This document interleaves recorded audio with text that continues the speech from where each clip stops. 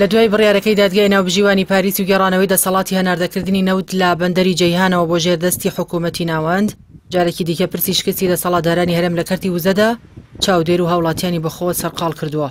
دەسەڵاتدارانی هەرێم هێندە بە خراپی ئیدارەی دۆسیەی نەوت و غازیان داوە لە هەر شوێنێک سکاڵا لە دژی کەرتی وزەی هەرێمی کوردستان جوڵانرابێت، هەرێم تێدا شکستی هێنا و نەیتوانیوە بە پەرێزی پاکەوە لێ دەربچێت.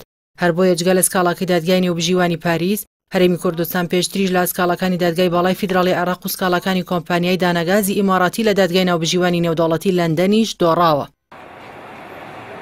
ئەوەی جێی نیگەرانیە ئەوەی باجی دۆڕانی سکاڵاکان دەدا دەسەڵاتدارانی هەرێم نین، بەڵکو خەڵک و هاوڵاتیانن. ئەم جۆرە هەڵە استراتیجیانە هێندەی دیکە باریش سەرشانی ئەوان قورستر دەکەن. بۆ هۆی نەزانی و هەڵەکردن لە شێوازی ڕێکەوتن لەسەر گرێبەستەکانی نەوت و غاز لە هەرێم لەگەڵ کۆمپانیەکانی ئەو بوارە، ساڵانێکە بۆ هەر بەرمیلێک لا فرۆشتنی نەوتی هەرێمدا بڕەپارەیەکی هێندەکەم بۆ خانەخوێ دەمێنێتەوە کە لەگەڵ هەر نزمبوونەوەیەکی نرخی نەوتدا هەرێمی کوردستان لەسەر فرۆشتنەکەی قەرزار دەبێتەوە. لە ئەنجامی فرۆشتنی نەوت و ئابووری سەربەخۆوە لە ماوەی 10 ساڵی ڕابردوودا هەرێمی کوردستان 30 میلیارد دلار قەرزار بووە. کارتی سامانەکانی ژێرزەوی هەرێمیش کراوەتە کارتێکی سوتاو. لەبری ئەوەی بەهۆیەوە پێشکەوتن و سەربەخۆی بۆ وڵات بەدی بهێنرێت، نەوت و غاز کراوەتە بەڵا بۆ ژیانی هاوڵاتیان و ئێستاش خەریکە قەوارەی هەرێم بەرەو هەڵدێران دەبات.